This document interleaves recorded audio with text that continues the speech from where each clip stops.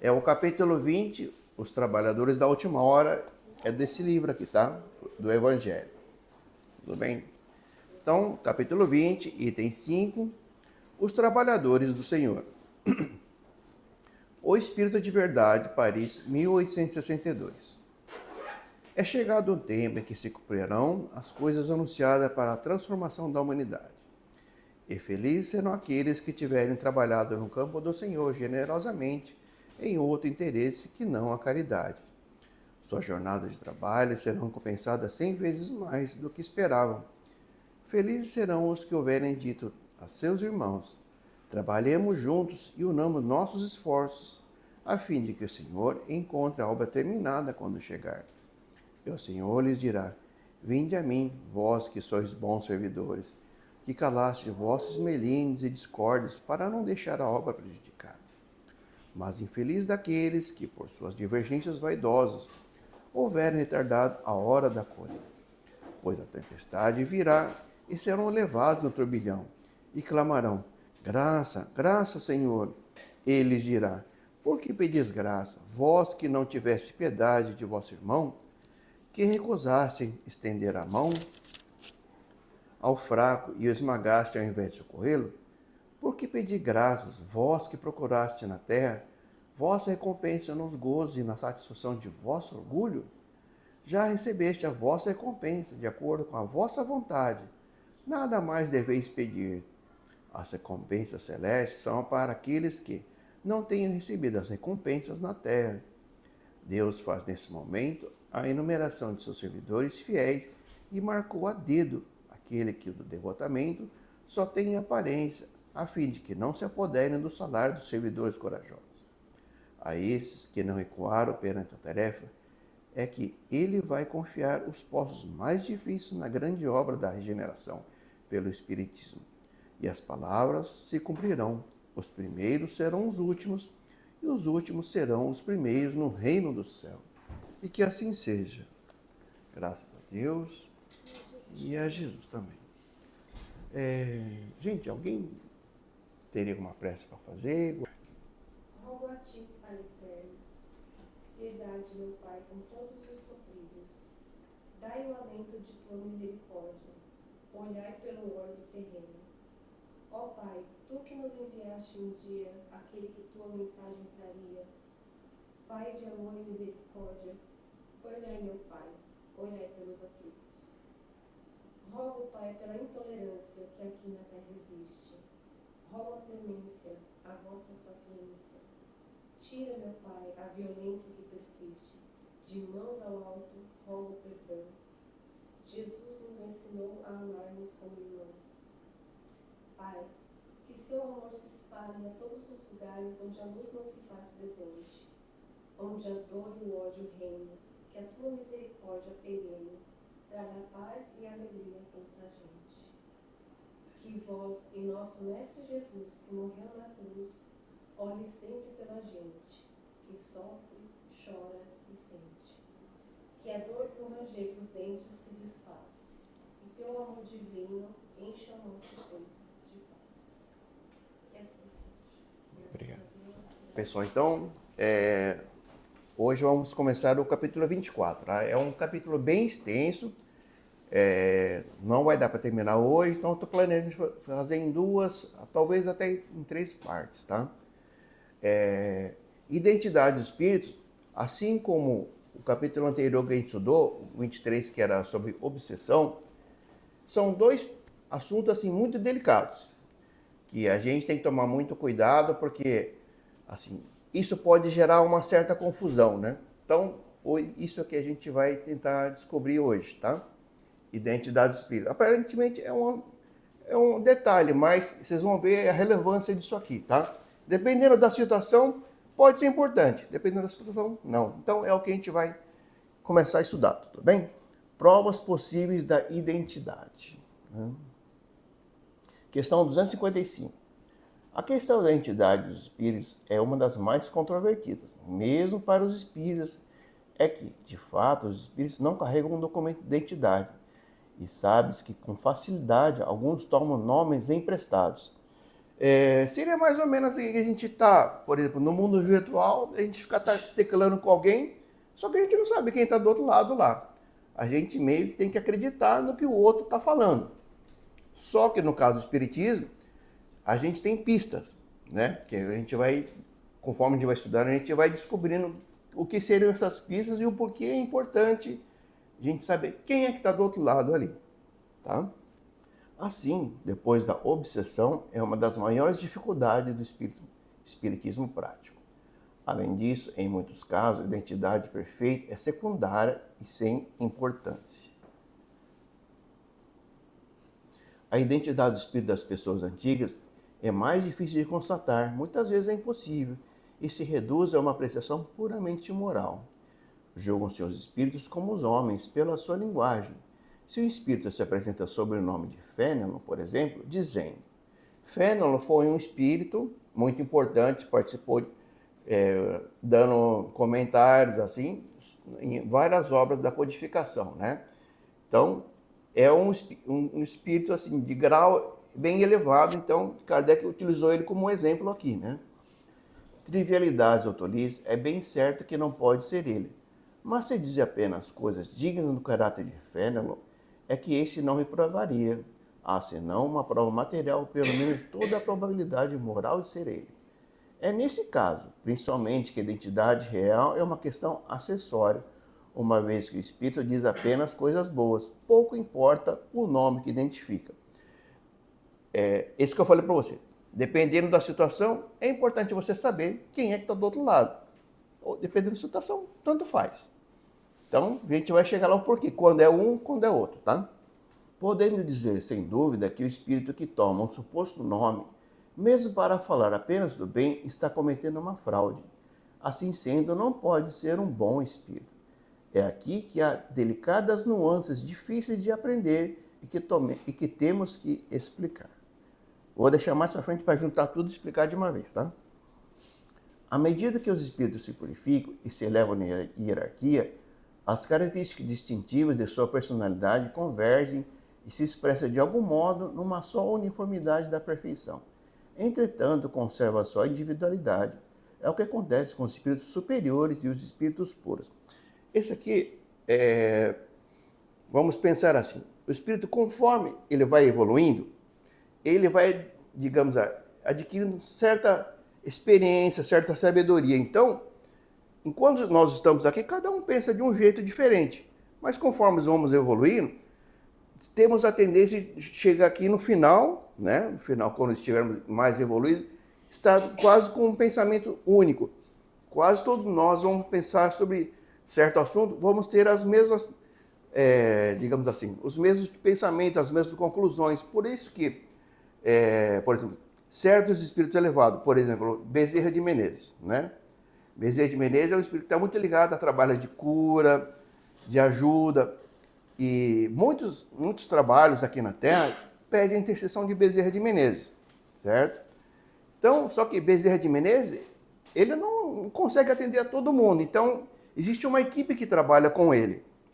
Quem são esses trabalhadores que trabalham junto com Bezerra de Menezes? São outros espíritos também elevados, quase no mesmo grau de Bezerra de Menezes. Daí a importância de esses que estão aqui, ó, Bezerra de Menezes, por exemplo, e os outros auxiliares dele, também têm a mesma forma de pensar. Por isso que se alguém pede, por exemplo, a intercessão de Bezerra de Menezes para um trabalho de cura, de auxílio, às vezes, se o Bezerra de Menezes, se ele não é o próprio que vem alguém da equipe dele. Mas esse da equipe dele está no mesmo ponto, bem dizer, do Bezerra de Menezes. Ao ponto de que esse auxiliar aqui vem em nome de Bezerra e faz o trabalho aqui na Terra. Às vezes, se perguntar para esse trabalhador aqui, ele vai até se identificar como Bezerra. Mas não é necessariamente ele. Ele é um trabalhador do grupo do Bezerra de Menezes. Tudo bem? Nessa posição, o nome que tinha na Terra, numa das muitas existências corporais passageiras que tiveram, é fato completamente insignificante. Pensamos assim, ó. Nós vamos tendo várias passagens aqui na Terra. Cada vez que a gente vem na Terra, a gente vai ter um nome diferente. Vai ter um nome diferente, a gente vai viver uma circunstância diferente, com pessoas diferentes. Então, Por exemplo, assim, alguém que viveu lá 10 encarnações atrás e hoje, como é que você vai chamar essa pessoa? Por qual nome? Se ele passou por 10 encarnações, cada encarnação com um nome diferente. Então, ele vai, tipo assim, ou o nome, esse no caso o espírito, ou esse espírito ele vai se lembrar do nome que mais agrada a ele, por exemplo, Emmanuel, por exemplo, ele teve várias passagens, várias encarnações, mas a encarnação que mais marcou ele foi quando ele conviveu com Jesus. Então, ele prefere ser identificado como Emmanuel, mas ele teve outras encarnações com nome diferente. Assim como outros espíritos também, nós também. Tivemos várias passagens, cada passagem com nome, e lá na frente, se alguém for chamar, como é que você se chama? Qual dos nomes que eu vou querer que me chame, né? Mas para os espíritos superiores, para eles, tanto faz. Às vezes o nome é só uma questão de você, por exemplo, ligar a ele, né? Já que para o espírito superior, o que importa é o pensamento. Por exemplo, o meu mentor, não sei o que, o meu protetor, né? Você pode dar um nome para o seu protetor, o seu mentor, ou simplesmente mentalizar. Meu protetor me ajuda, não sei o que, né? Eu estou precisando de um conselho e tal. É assim que eles vêm, não necessariamente pelo nome, tá? No caso, estamos falando de espíritos elevados, tudo bem? Lembremos ainda que espíritos se atraem pela semelhança de suas qualidades e formam, assim, grupo ou famílias simpáticas, né? Por outro lado, se considerarmos o número imenso de espíritos que desde a origem dos tempos devem ter alcançado as primeiras categorias e o compararmos com o número tão restrito de homens que deixaram um grande nome na Terra. Aqui é aquela coisa, espíritos evoluídos nós já temos muito, mas nem todos esses que são evoluídos hoje em dia, eles deixaram um nome, uma presença, um nome que se tornou assim, significativo. Por exemplo, assim, poucos são os nomes que a gente lembra. Tem os santos, São José, São Pedro, assim que tem nomes gravados. Mas e os outros que também conquistaram essa elevação, mas não deixaram o seu nome gravado na história? Então, ele não deixa de ser evoluído, mas se ele falar o nome dele realmente, por exemplo, de uma das encarnações, como é que é esse cara? Né? Ninguém vai saber. Não quer dizer, não vai tirar o mérito dele. Mas é o que ele fala assim, tem muito espírito elevado, mas poucos os nomes que são conhecidos aqui. Então, por isso que às vezes esse espírito aqui, eles assumem o nome de alguém que é famoso, né? Mais para o fato de facilitar essa comunicação com esse espírito. Por exemplo, tem um espírito aqui já muito elevado, aí ele fala que, eu sou São Pedro, né? Por exemplo. Então, São Pedro, não é o São Pedro, o apóstolo de Jesus, mas ele está utilizando o nome de São Pedro porque é um nome conhecido de todo mundo. Dentro de um espírito superior, isso não pode ser considerado, tipo assim, uma fraude. Diferente quando a gente fala de um espírito inferior. Espírito inferior, quando ele faz isso, ele faz no intuito de enganar. Então, ele está querendo se aproveitar de um nome de alguém que tenha respeito para se usufruir disso aí, né? Ele vai tentar utilizar um nome conhecido para seu próprio benefício, diferente de um superior. É apenas um nome para ele. Se você não quiser dar nome para ele, também tudo bem. Né? É que se você não der o nome para ele, como é que você vai saber, né? Compreendemos que entre os espíritos superiores que podem se comunicar, a maior parte não deve ter para nós nome, mas para fixarmos nossas ideias, ele pode tomar o nome de uma pessoa conhecida, cuja natureza se identifica melhor com a deles, né? O que a gente acabou de falar, né? Assim que nossos anjos guardiões se fazem conhecer na maioria das vezes pelo nome de um dos santos que veneramos, e geralmente daquele que temos mais simpatia. Assim, se o anjo guardião de uma pessoa se disser São Pedro, por exemplo, não há nenhuma prova material que seja precisamente o apóstolo. Pode ser ele um espírito totalmente desconhecido, pertencente à família de espírito de São Pedro. Aquela coisa, né? Então, você tem um espírito superior e aqueles que se assemelham a esse espírito vão formar o grupo dele, né? Mas esses que trabalham também são quase tão elevados quanto o próprio. Tudo bem? Vamos lá. Por isso, qualquer que seja o nome com que a pessoa invoque o seu anjo guardião, ele virá o chamado que lhe é feito, pois é atraído pelo pensamento e o nome, isso lhe é indiferente. Acontece o mesmo todas as vezes que um espírito superior se comunica espontaneamente sob o nome de um personagem conhecido. Nada prova que seja precisamente o espírito dessa pessoa. Mas, se não disser nada que desminta a elevação do caráter do mencionado, conclui-se que seja ele, e em todos os casos pode-se dizer que, se não for ele, deve ser um espírito do mesmo grau ou talvez um enviado por ele. Aqui é um resumo agora, né? Então, em se tratando de espíritos superiores, o nome para eles pouco importa. O nome é mais uma questão para você poder ter uma ligação, tá? O pensamento comum. Esse pensamento comum é aquilo que a gente falou, né? Conforme a gente vai evoluindo, vamos tomando uma consciência geral que vamos todo mundo se aproximando de uma consciência quase que igual. Por isso que ele fala um pensamento comum, né? Às vezes, assume nome conhecido apenas para facilitar e não por vaidade, né? Lembrando, espíritos são espíritos evoluídos, né? E o espírito é atraído pelo pensamento, não necessariamente pelo nome. Tudo bem? Alguma dúvida tem, gente? Em resumo, a questão do nome é secundária. Ele pode ser considerado um simples indício da classe que ocupa o espírito na escala espírita. A questão é diferente quando o espírito de uma ordem inferior. Agora a gente vai mudar. Até então era espírito superior, agora estamos falando dos mais atrasadinhos, né? Então, que se adornam de um nome respeitável para dar crédito às suas palavras. É esse o caso, é de tal modo frequente que toda precaução com essa espécie de substituição nunca é demais. Então, cuidado, né? Em se tratando de espíritos inferiores. Porque é graças a esses nomes emprestados e com a ajuda principalmente da fascinação. Fascinação, deixei até em vermelho aqui, porque é o que a gente leu, estudou no capítulo anterior, obsessão. Fascinação é um dos estágios da obsessão, né? Mais pra frente também vai ter mais coisas para a gente falar e já falo de uma vez, tá? Vocês estão lembrados que era fascinação? Sim. Né, Diogo? Então vamos embora. Porque é graças a esses nomes emprestados e com a ajuda principalmente da fascinação que alguns espíritos sistemáticos, mais orgulhosos do que sábios, procuram impor as mais ridículas ideias. A questão da entidade é, como dissemos, quase indiferente quando se trata de instruções gerais, uma vez que os melhores espíritos e os mais evoluídos podem substituir uns aos outros sem maiores consequências. Os espíritos superiores formam, por assim dizer, um todo coletivo, cujas individualidades não são, com poucas exceções, completamente desconhecidas. O que nos interessa não é só a pessoa, mas seu ensinamento.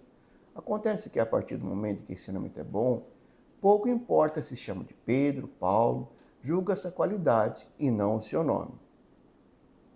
Se um vinho é ruim, não é a etiqueta que tornará melhor, né? Se o espírito, voltando ao caso do espiritismo, se o espírito for ruim, não adianta ele falar que é um nome todo pomposo, falar que ele é Jesus, que ele vai se tornar um espírito melhor, né? A essência do espírito continua sendo o problema ainda. Mas é diferente com as comunicações pessoais, pois é o indivíduo, sua própria pessoa, que nos interessa.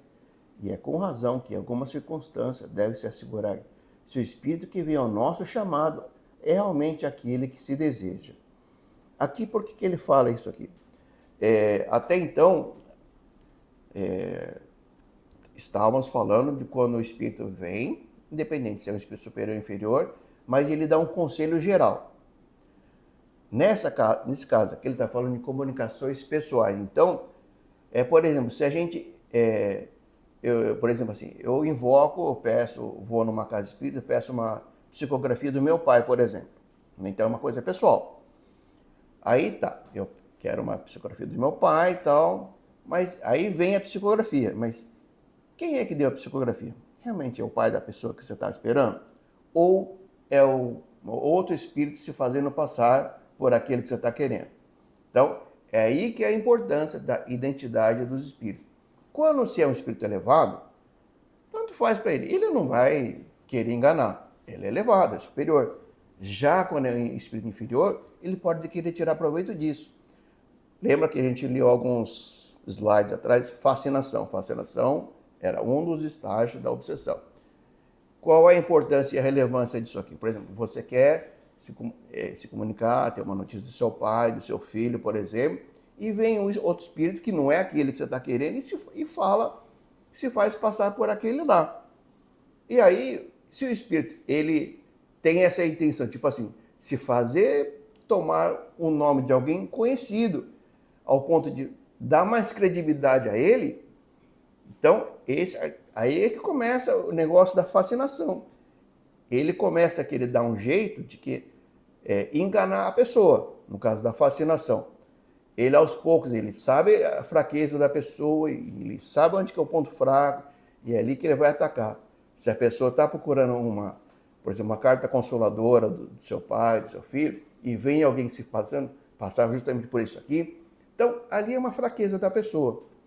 Então ele vai começar aos poucos, tal, querendo insuflar, às vezes, memórias de alegria, de tristeza, e vai cativando, e vai puxando. Mas lembre-se que não é o familiar que ele queria, é um outro que está se passando. Ele está só querendo te agarrar de alguma forma. Então essa era a fascinação. É um espírito que era inteligente, utilizava da sua inteligência, né, sabendo aonde atacar, aonde que era a sua fraqueza, para ali ele começar a querer entrar. Então, esse era o problema da fascinação que a gente viu lá atrás, né? Bora. A identidade é muito mais fácil de constatar quando se trata de espíritos contemporâneos, de quem se conhece o caráter e os costumes, porque são precisamente esses costumes de que ainda não tiveram o tempo de se despojar, que os fazem conhecer e, consequentemente, dizemos que está aí um dos sinais mais seguros de identidade. Espíritos contemporâneos é alguém, tipo assim, que é do nosso tempo, que a gente chegou a conviver. Por exemplo, se viesse, por exemplo, assim, uma comunicação do Chico Xavier, é alguém contemporâneo da nossa época. Chegamos a conhecer, não pessoalmente, mas temos relatos e tal. Então ainda é uma coisa muito fresca ainda, recente. E o espírito, quando ele vai para a erraticidade, né, aquele tempo que ele sai, ele desencarna e fica na espiritualidade, ele está evoluindo, ele está aprendendo, né? E se for um espírito mais atrasado, mais antigo, ele teve outras encarnações depois disso. Então, pensando que a cada encarnação você está sempre mudando, se melhorando, então se você tem uma ideia de um espírito quando ele estava 100, 200 anos atrás, e nesse meio tempo ele sofreu, passou por algumas encarnações, então ele adquire novas experiências. Então, hoje, se ele viesse, esse mesmo espírito, talvez não estaria mais como ele estava antes. Se aquela ideia que você tinha de um espírito como era 200, 300 anos antes, hoje em dia ele vai estar diferente. Novos pensamentos, nova forma de agir, pensar. Então, por isso que eles falam que é complicado. É mais fácil você reconhecer um espírito contemporâneo, um espírito que a gente conhece da nossa época, do que um espírito antigo. Porque ele já vai estar diferente. Então, você não pode esperar o espírito antigamente com o de agora, né? Porque ele já está diferente. Então, é mais fácil se for um espírito recente, né? Então, vamos lá. O espírito pode, sem dúvida, dar as provas disso atendendo ao pedido que lhe é feito. Mas ele atende se lhe convém e, geralmente, esse pedido o fere. É por isso que se deve evitá-lo. Ao deixar seu corpo, o espírito não se liberta de sua suscetibilidade. Isto é, ele se melinda com qualquer questão que o ponha à prova. Aqui estamos falando, por exemplo, se nós pedimos que um espírito ele venha, tipo assim, né? Nós evocamos o espírito. Mas o espírito vem, às vezes você não vê. Aquela mesma coisa, você está teclando com alguém e você não sabe quem está lá. Então você pede prova, né? É isso que ele está falando. Vem um espírito aqui e fala, mas é você mesmo?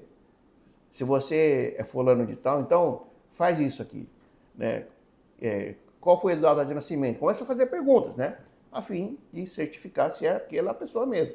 Só que o espírito às vezes se ofende, né? Falei, pô, eu vim aqui de boa vontade, o cara fica desconfiando de mim, né? Às vezes, então, fere o sentimento do espírito, né? É isso que ele está falando. A questão é que não ousariam fazer essas perguntas se ele apresentasse vivo, por medo de faltar com a educação, porque então teriam menos consideração com ele após a sua morte. É que se estivesse vivo a gente estaria vendo, né?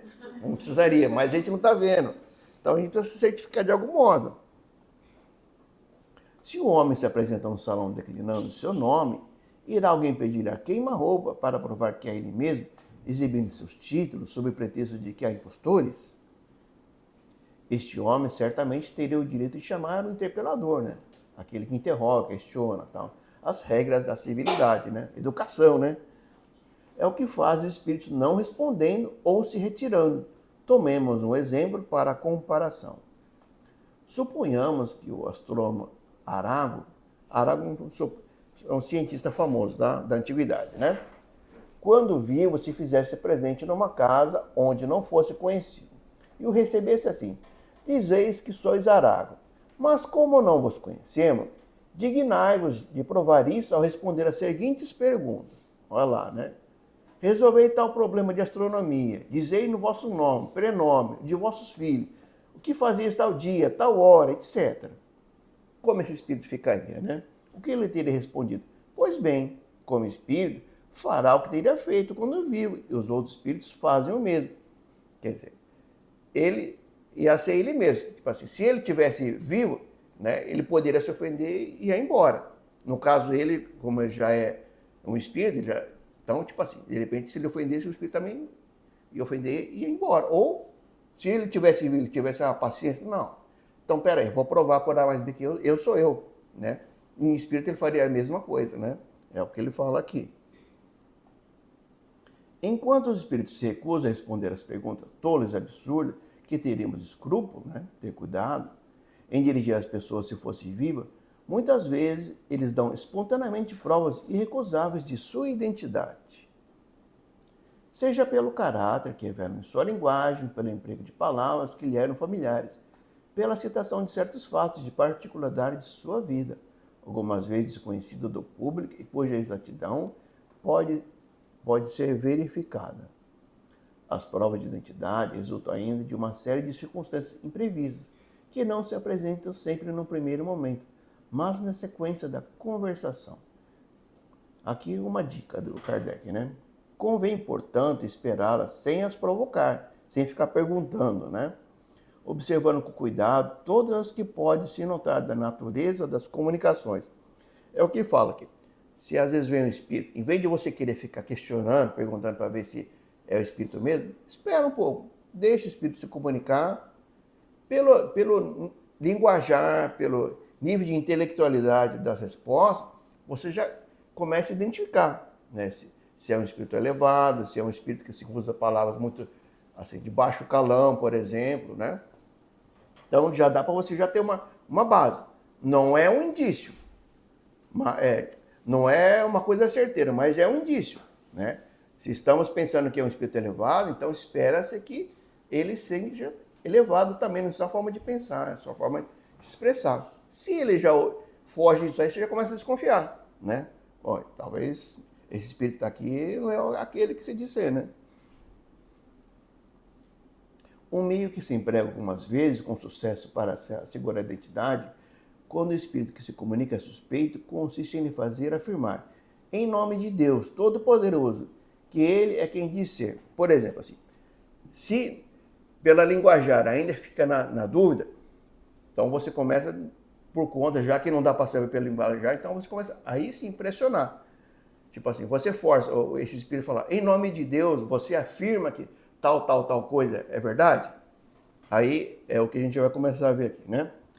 Muitas vezes acontece que o que se apossou do nome falso recue diante desse sacrilégio. E depois de ter começado a escrever, afirma em nome de deter-se, traçar com cóleras, riscos insignificantes ou quebrar o lápis.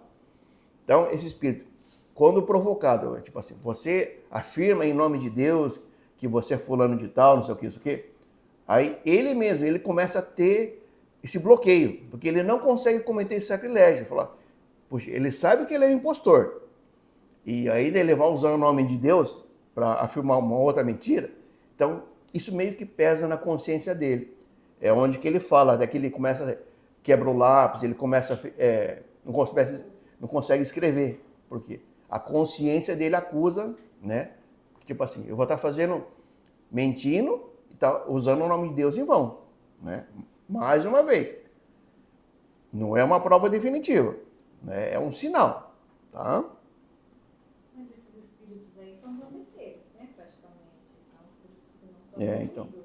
esses são os impostores, né? Você chama um e vem o outro, só que esse outro que vem aqui fala que é aquele que você está querendo, né?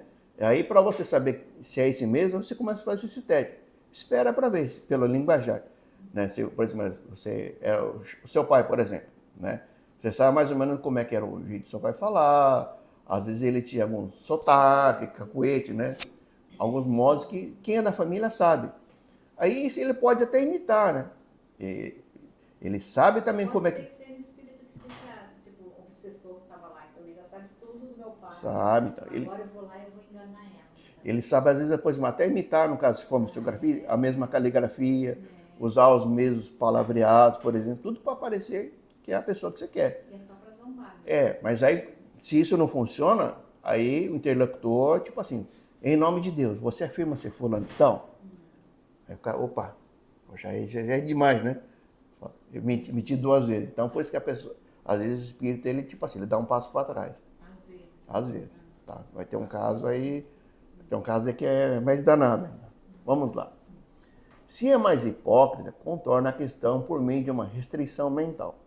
Restrição mental é essa técnica de comunicação que visa omitir uma parte da verdade de modo ambíguo para evitar dizer uma mentira.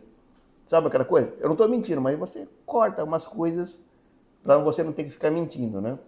Por exemplo, assim, ao escrever, eu vos certifico que digo a verdade, ou melhor ainda, atesta em nome de Deus que eu sou mesmo. Então, aonde que está esse restrição mental? Nesse eu sou eu mesmo, né? Eu sou eu mesmo. Ele não fala o nome dele. Então, ele não mentiu, né? Não mentiu, mas ele deu um jeito de dar uma... Continuou mentindo. Dá uma enroladinha. Se a pessoa que está ouvindo não percebe esse joguinho, vai embora. Começa a cair no conto do vigário, né?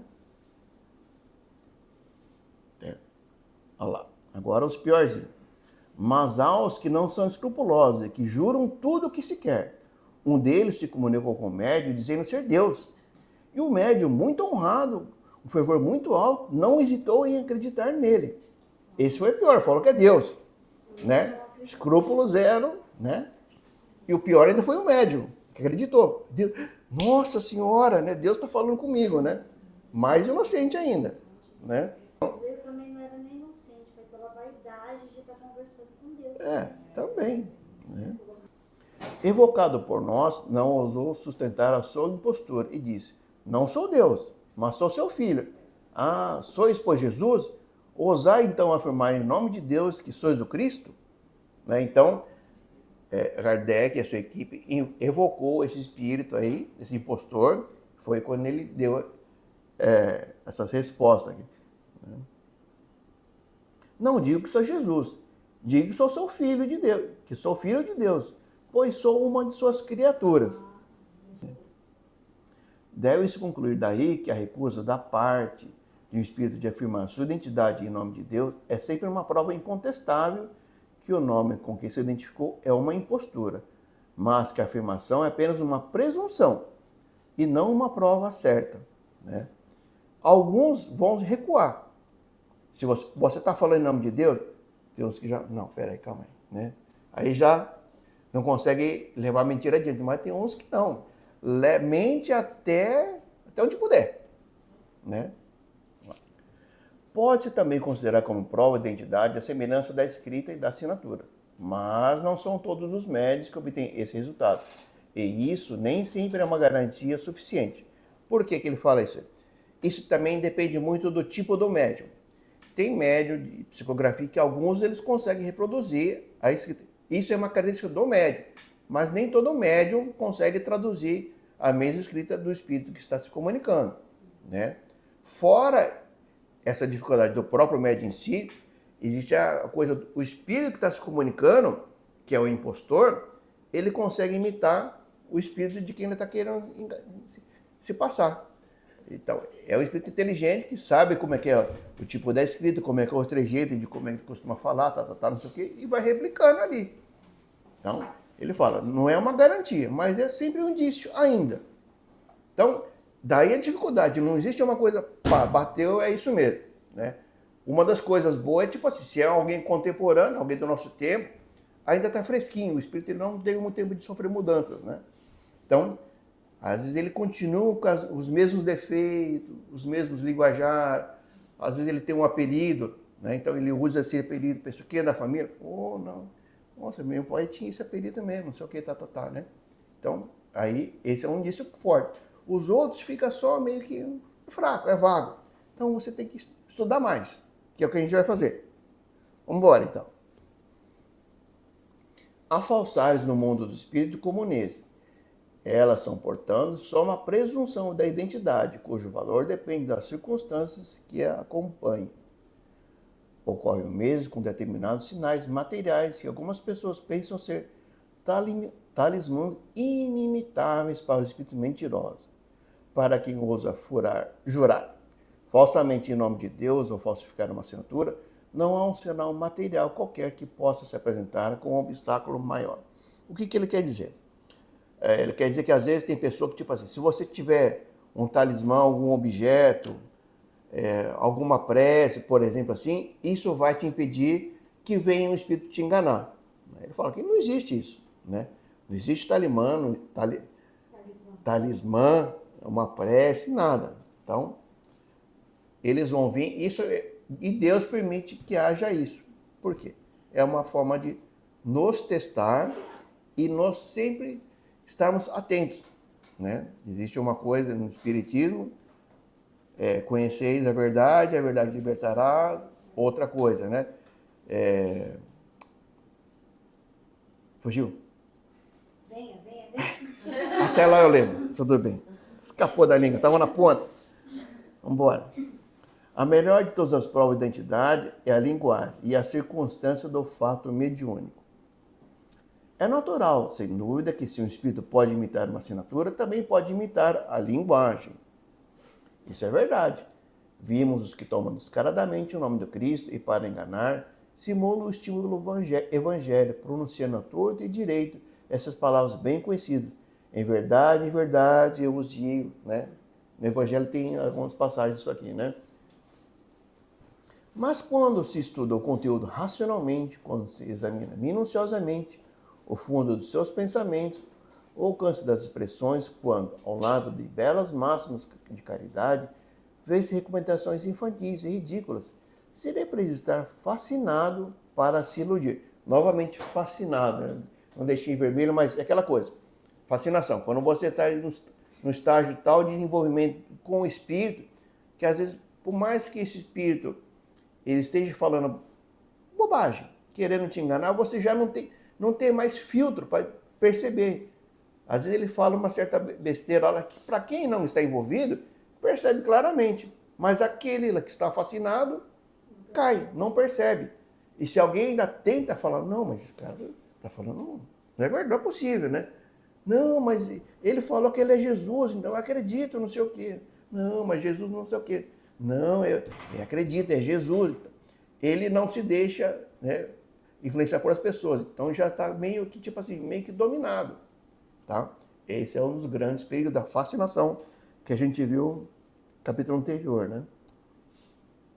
Sim, algumas partes da forma material da linguagem podem ser imitadas, mas não o pensamento. Nunca a ignorância imitará o verdadeiro saber e nunca o vício imitará a verdadeira virtude. Sempre em alguma parte aparecerá o verdadeiro caráter, aparecerá a pontinha da orelha. É então que o médium, assim como o evocador, tem necessidade de toda a sua perspicácia e de todo o seu julgamento para desembaraçar a verdade da mentira. Então, sempre estar atento, né? Conhecer a verdade, você está sempre se estudando, né? Que às vezes é pelos pequenos detalhes que você vai levantando a sua suspeita. Uma vez levantada a suspeita, que ele fala, levantou a ponta da orelha. Que aí você vai começando a meio que levantar a orelha para ficar sempre analisando, né? Se realmente aquele espírito condiz com quem você acha que é ou não. Eles devem estar cientes de que espíritos perversos são capazes de todos os ardis, e que quanto mais o nome com que o espírito se anuncia é elevado, mas deve esperar desconfiança. Aquela coisa. Quando se tratava de um espírito superior, né, às vezes ele se vê meio que numa situação de adotar um nome, que não o dele, mas um nome conhecido para poder se fazer, ser percebido, né? Já diferente de quando é um espírito inferior, ele toma o nome emprestado de alguém famoso, de alguém de posição, tal, mas é no sentido de, tipo assim, de enganar você. Então, ele se usa de um artifício, né? No caso, ele mente, usando um nome que não é dele, mas é só para, tipo assim, dar meio que uma garantia, né? Falar, bom, poxa, eu estou falando com São Pedro, né? Por exemplo. Então, eu estou falando com Jesus. Seria, eles dão os nomes dos espíritos mais elevados conhecidos para, tipo, ajudar a pessoa a identificar que como é que eu posso dizer, tão elevado quanto? Você está falando do espírito superior. Isso, porque se ele se identificar, por exemplo, ele é um espírito desconhecido, mas ele é tão elevado quanto os famosos. Só que se ele se identificar lá com o nome dele, a pessoa, eu não conheço você, como que você... Então, justamente esse o X da questão. Se ele falar, eu sou o Joaquim Silva. Quantos Joaquim Silva na vida tem? Qual deles é famoso? Não conheço nenhum. Então ele falar o nome de alguém que é conhecido e que seja mais ou menos da evolução dele, né? Então, justamente ele vai tomar um nome que é conhecido para aquela pessoa, né? Não adianta tomar um nome conhecido que a pessoa também não vai conhecer, né? Já quando é um espírito inferior, ele faz isso, mas sempre com uma intenção, uma má intenção, né? Ele pega o nome emprestado, mas é para querer, tipo assim, dar mais uma solidez, digamos assim. Tudo bem? Bora. Quantos médios tiveram comunicações sem autenticidade assinada por Jesus, Maria ou um santo venerado? Por exemplo, né? Se começa a receber uma comunicação falando que eu sou Maria, Jesus, Mãe de Jesus, eu sou Jesus, eu sou Bezerra Menezes. Então, sempre tomemos cuidado. Quando alguém já chega querendo, tipo assim, anunciar com toda a pompa, dizendo que é o nome famoso, aí isso pode ser um sinal que, tipo assim, opa, então, se é ou não é, vamos prestar atenção, mas já é um sinal que você tem que ficar desconfiado, né? Se for um espírito superior, a gente vai até releva, né? Mas isso a gente vai descobrir pela comunicação, tá? Mas o assunto continua aqui, a gente vai deixar essa distinção entre os bons e os maus espíritos para um próximo encontro, tá bom, gente? A gente tem um tempinho? Alguém tem uma coisa para falar? Uma dúvida nesse final que você falou. Tipo assim, no final você falou, se a pessoa já chega falando, olha, eu sou no espírito, assim, inferior. No caso, isso serve para comunicação, por exemplo, digamos que o meu pai faleceu. Eu não fui atrás de uma comunicação, tipo assim, eu quero falar com o meu pai, mas aí, digamos que um espírito inferior, sei lá, um zobeteiro. Vem e fala, não, porque eu sou seu pai, não sei o que. Isso serve pra isso também? Ou só quando eles falam assim, que tipo, eu sou Chico Xavier? Não, tipo, e serve pra esse tipo de coisa também? Tipo, é bom a gente ficar meio assim, alerta, se a pessoa já chegar falando, olha, eu sou seu pai, que não sei o que. Mesmo que não fale nada que entregue que é meu pai, não sabe a colocar, não sabe nada. Só chegar já falando assim pra tentar, não sei, enganar a pessoa. Isso acontece também? Esse estudo que a gente está, esse capítulo aqui, é sempre relacionado à comunicação.